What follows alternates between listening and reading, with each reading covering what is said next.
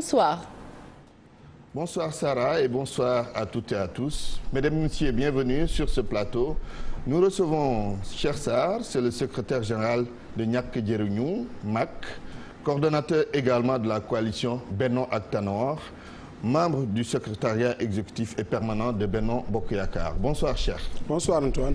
Ces temps-ci, on parle beaucoup du Haut Conseil des collectivités territoriales et on parle même d'Ousmane Tanor Dieng comme étant le prochain ou le futur, en tout cas, président de cette institution. Alors, avec tout ce qui se dit, est-ce que vous avez des appréhensions particulières, notamment la future nomination de Ousmane Tanor Dieng à la tête de cette institution? Merci Antoine. Et pour la question que vous avez soulevée, je crois que effectivement depuis un certain temps, on parle du président Ousmane Tanor Dieng comme étant le futur président du Haut Conseil des collectivités territoriales. Et nous saluons évidemment cette décision si elle se prenait, parce que simplement il a le profil qu'il faut, c'est un homme d'État, il l'a prouvé en fait à maintes reprises. Oui. Et lui confier cette institution extrêmement importante dans le cadre du renforcement de la décentralisation nous semble quelque chose d'extrêmement important. Oui. Seulement la nomination n'est pas encore faite, nous ne pouvons que saluer en fait ce qui se dit et que vous souhaitez d'ailleurs. Et que nous souhaitons parce que quand même nous savons qu'il a un profil qui lui permettra de faire un bon travail. Et aujourd'hui l'objectif pour ce pays-là, en tout cas nous qui sommes avec le président Macky Sall dans le cadre de la coalition Benno Bokk Yaakaar, qu'on puisse confier des responsabilités à des personnes compétentes qui vont faire avancer les choses. Et nous savons pertinemment que l'acte 3 de la décentralisation a été mis en place. Il y a des limites et ces limites-là, nous pensons qu'avec le Haut Conseil des collectivités territoriales, des solutions en tout cas seront trouvées par des experts, par des gens qui vivent la décentralisation. En tout cas, nous félicitons déjà de ce qui est dit. Si c'est confirmé, nous fondons beaucoup d'espoir évidemment en cette institution qui va être mise en place. Justement, il est question de postes au sein de cette institution, future institution, devrais-je dire. Au sein même de Benno ak Tanor, on parle de malaise. Qu'en est-il exactement? Oui, c'est que vous savez, il n'y a pas de malaise à Benno ak Tanor ni au niveau de Benno Bokk Yaakaar. C'est vrai, il n'y a pas de malaise. Il n'y a pas de malaise et ça, je vous le dis, je vous le confirme et je peux le prouver en fait à tout moment. Ce qui se passe, il y a des gens qui ont des ambitions. Là, avoir une ambition est légitime. Mais vouloir sur la base de supputation, sur la base de considération qui ne repose sur rien du tout, déjà donner un nombre de postes qu'il faut avoir, mais il se positionner en considérant qu'on doit être la personne qui doit être nommée en fait est malsain. Oui. Nous pensons qu'aujourd'hui, le processus est en cours. Déjà, le référendum a confirmé la mise en place du Haut Conseil des collectivités territoriales. Un conseil des ministres a adopté le projet de loi. L'Assemblée nationale hier a examiné ce projet-là de loi, mais il faut au moins attendre que l'Assemblée nationale vote pour qu'on puisse déterminer le nombre d'abord de conseillers, parce que tant que ce ne sera pas voté, on ne connaît pas le nombre de conseillers exact. Si on ne connaît pas le nombre de conseillers, on ne peut pas savoir quelle est la répartition qui en fera. Mais vous n'avez pas évoqué la question au sein de Benno ak Tanor. Non, on ne peut pas. Elle n'a pas été évoquée. C'est pas possible, on ne peut pas. Nous sommes une coalition que je considère comme étant une coalition très cohérente. La cohérence veut dire nous ne pouvons pas discuter de choses que nous n'avons pas encore eues officiellement.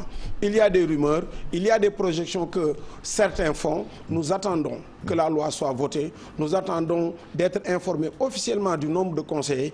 Il est clair qu'à partir de ce moment, on en parlera. Maintenant, en fonction du type de coalition, parce que Benno Bokk Yaakaar, c'est beaucoup de coalitions, les coalitions ont des mécanismes de prise de décision qui ne sont pas les mêmes. En tout cas, nous pensons que lorsque les informations officielles seront obtenues, mais évidemment, les gens aménageront les cadres qu'il faut pour en discuter et choisir ce qui les représenteront. Vous êtes chef de parti, Ñàkk Jëriñu MAK. Au sein de votre parti, évidemment, vous avez des ambitions. Quelles sont vos attentes en termes de postes? Non, vous savez, est-ce que vous pensez que des militants de Ñàkk Jëriñu MAK doivent siéger? Antoine, si nous réduisons le débat à un positionnement pour avoir des postes, nous rabaissons ce débat-là. Nous nous sommes engagés en politique. Vous n'allez pas quand même tout donner au Parti socialiste? Non, il ne s'agit pas de donner, il s'agit simplement d'échanger. Et sur la base, évidemment, des possibilités que nous avons, parce que servir son pays ne signifie pas impérativement être au Conseil. On peut être au Conseil comme on peut être ailleurs. Ce qui est important, qu'on y mette les personnes compétentes, habilitées à mener le combat pour le renforcement de la décentralisation. C'est ça. Maintenant, on ne peut pas, nous politiciens, limiter notre débat à il faut que je sois nommé, il faut que l'autre ne soit pas nommé. Non, ce débat est terre à terre. C'est vous-même, politique, qui posez le problème sous ce temps. Si on a écouté Moustapha Niasse qui parle de 26 députés pour l'AFP, pour la prochaine législature, Aujourd'hui, on parle du Parti socialiste. Est-ce qu'aujourd'hui, ce n'est pas finalement partage Moustapha Niasse à l'Assemblée, Ousmane Tanor au Conseil des collectivités territoriales? Je crois qu'il faut aller plus loin possible. Il faut aller plus en profondeur au lieu de penser que c'est un simple partage. Certains même écrivent dans la presse un partage du gâteau. Il ne s'agit pas de ça.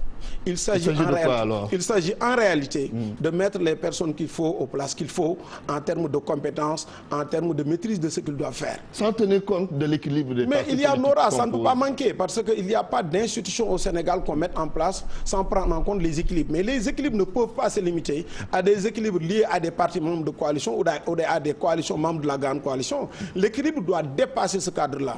Il doit intégrer beaucoup de facteurs. Ce pays-là, oui, c'est un pays qui prend en compte toutes les diversités et les positifs. Ça veut dire quoi? Qu'il faut prendre en compte les diversités en termes de représentation régionale, je veux dire représentation géographique, oui, pour ne pas dire représentation confrérique, c'est-à-dire que les Sénégalais se sentent concernés par ce qui se fait par le biais des représentants qu'ils auront à l'intérieur. En conclusion, il n'y aura pas de problème avec Benoît Tanor? Je ne sais pas s'il y aura des problèmes, mais en tout cas, nous avons des mécanismes de prise de décision tels que les gens diront ce qu'ils pensent, oui, et nous prendrons les bonnes décisions. Cependant, nous sommes en politique. Il y a certains qui croient qu'il faut qu'ils s'agitent pour pouvoir évidemment être vus. Oui. Non, les gens se positionnent en s'agitant. Nous, ce n'est pas notre manière de faire. Nous pensons qu'en politique, il y a ce que nous appelons nous la dignité politique. Nous l'avons, nous la revendiquons, nous nous battons et nous nous battons pour pouvoir mériter tout ce que nous avons. Autre question, cher Sarr, la libération prochaine de Karim Wade. Il y a des alliés du président Macky Sall, comme la LD, le PIT, qui disent non. Vous, votre parti dit quoi? Oui, ce que nous disons, ce qui nous a intéressé au début, c'est que la procédure judiciaire puisse arriver à terme. Cette procédure est arrivée à terme. Karim Wade a été condamné. Ses avocats ont fait appel. La condamnation a été confirmée. Maintenant, c'est fini. Je crois que cette question-là, elle est classée en notre sens. Maintenant, les prérogatives du président de la République, Macky Sall, président de la République du Sénégal, de gracier Karim Wade ou de gracier en fait, en tout cas, un autre condamné, nous pensons que ces prérogatives, il faut les lui laisser. C'est à lui de prendre ses responsabilités et de pouvoir assumer, exécuter ses prérogatives en fonction évidemment de la réalité. Parce que ce que je veux dire à ce niveau, nous n'avons pas le même niveau d'appréciation que le président par rapport à ces questions. Nous avons une appréciation globale que Karim Wade et de l'opposition, il y a eu la traque des biens mal acquis. Donc à ce niveau, on peut avoir une opinion, mais nous souhaitons avoir une opinion motivée. Et nous sommes Votre opinion n'est pas motivée? Mais elle n'est pas, nous n'avons pas tous les éléments. Parce que même quelqu'un qui a été condamné par rapport à l'enrichissement illicite, oui, mais après quoi on le libère? Mais rien n'exclut en fait dans la législation. Rien dans la législation sénégalaise n'exclut que le président puisse utiliser ses prérogatives de gracier en fait quelqu'un qui a été condamné. Est-ce que nous allons nous mettre à la place du président? En tout cas, si on nous demande notre avis dans le cadre de Benno Bokk Yakaar, dans le cadre en tout cas des milieux où nous sommes, où nous échangeons, nous donnons notre opinion, nous la donnerons. Mais moi, je ne suis pas d'accord qu'on puisse être d'une mouvance et avoir une opinion qu'on met d'abord sur la place publique avant évidemment de la partager. Vous dénoncez la démarche de la LD et du PIT? Non, je dénonce aucune démarche. La LD est là. En passant, la LD, c'est le parti qui m'a formé. Je ne peux pas dénoncer en fait la démarche de la LD. Je respecte la démarche de la LD et du PIT. Mais au niveau du Niakhadjari, nous pensons pouvoir d'abord expliquer notre opinion en interne avant de pouvoir la mettre sur la place publique. Le dialogue national avec la révision du code électoral, vous êtes un des plénipotentiaires de la majorité. Où en êtes-vous avec les travaux d'abord? Oui, ça va. On avait bien démarré avec le lancement. Tout le monde a su que s'il y a eu un petit retard, c'est même pas un retard qui est méchant, c'est parce que l'opposition ne s'est pas entendue sur sa délégation. Lors de la dernière réunion du jeudi, ceci a été fait. Et déjà demain, nous commencerons à travailler. C'est la reprise des travaux demain? C'est la reprise des travaux demain avec l'opposition, la majorité présidentielle, les non-alignés et la société civile et évidemment les techniciens du ministère de la Sénat et de tous ceux qui interviennent au niveau des élections. En rappelant simplement que c'est une revue partielle du code électoral. Pas de refonte. Oui, la refonte en fait fait partie de l'ordre du jour parce que nous avons pensé, et d'ailleurs l'administration l'a proposé, qu'il faut fusionner la carte d'électeur à la carte nationale d'identité. Et nous pensons que c'est important. Tout le monde a constaté qu'il y a un fort taux d'abstention. Est-ce qu'il s'agit de gens qui ne sont pas allés voter ou il s'agit simplement de nettoyer ce fichier-là? Nous pensons qu'en faisant d'abord, cette fusion, nous arriverons d'abord à avoir un fichier fichier en fait qui est fiable, mais surtout ce sera des cartes biométriques à puce CEDEAO. Ça nous permettra vraiment d'avoir un fichier tant pour la carte d'identité nationale que pour les cartes d'électeurs qui va être fiable et qui va nous permettre de continuer à renforcer la démocratie. En termes clairs, il s'agira de nettoyer tout simplement le fichier électoral et non de procéder à sa refonte. Oui, c'est une refonte parce que si on parle de carte biométrique, tout le monde retournera au niveau des commissions pour pouvoir s'inscrire encore. Avec maintenant cette particularité qu'on a le droit, en s'inscrivant, de choisir de ne pas s'inscrire sur une liste électorale. On va simplement s'inscrire pour avoir la carte nationale d'identité et maintenant pour l'inscription sur la liste électorale, ce sera d'une manière volontaire. C'est une innovation. Alors qu'en 86, je crois, c'était en 2006 du moins, lorsqu'on a confectionné les cartes d'électeurs et les cartes d'identité actuelles, mais c'était on s'inscrit une fois et on a en même temps la pièce d'identité et la carte d'électeur, ce qui nous semble ce qui pouvait poser des problèmes pour quelqu'un, parce que quand même le droit de vote n'est pas vote n'est pas obligatoire au Sénégal. Le citoyen doit choisir de voter ou de ne pas voter, et c'est ce qui nous permettra d'avoir un fichier fiable. Oui, pour ceux qui l'ont oublié, vous êtes ancien maire de Guédiawaye, vous êtes le prédécesseur d'Aliou Sall. Aujourd'hui, avec le recul, comment voyez-vous la gestion de la mairie de Guédiawaye par Aliou Sall? Vous savez, moi j'ai toujours l'habitude de dire que je préfère avoir la posture du président Abdou Diouf lorsqu'il a quitté le pouvoir. Il a choisi de ne pas parler en fait du fonctionnement, même si j'interviens parce que je suis quand même conseiller municipal au niveau de la ville de Guédiawaye. Et dans le cadre des réunions du conseil municipal, si j'ai une opinion, en fait, je l'exprime. Ce que je veux simplement dire, le maire Aliou Sall... Il y a des choses qui vous déplaisent dans la façon de gérer? Pas particulièrement. Je ne cherche pas à critiquer. Parce que critiquer, en tout cas, je ne crois pas que ce n'est pas un acte de gentleman que de critiquer l'action de celui qui vous a succédé. Je crois que ce n'est pas bien.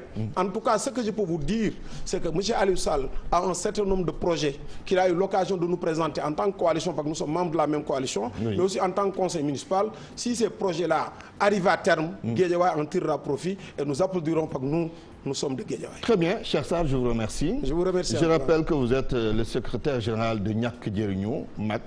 Ensuite, coordonnateur de Benno ak Tanor. Vous êtes également membre du secrétariat exécutif et permanent de Benno Bokk Yakaar. Merci d'avoir accepté cette invitation. Merci Antoine. C'est fini ce soir, chers téléspectateurs. Retrouvez demain membres du BRACAN. Excellente soirée.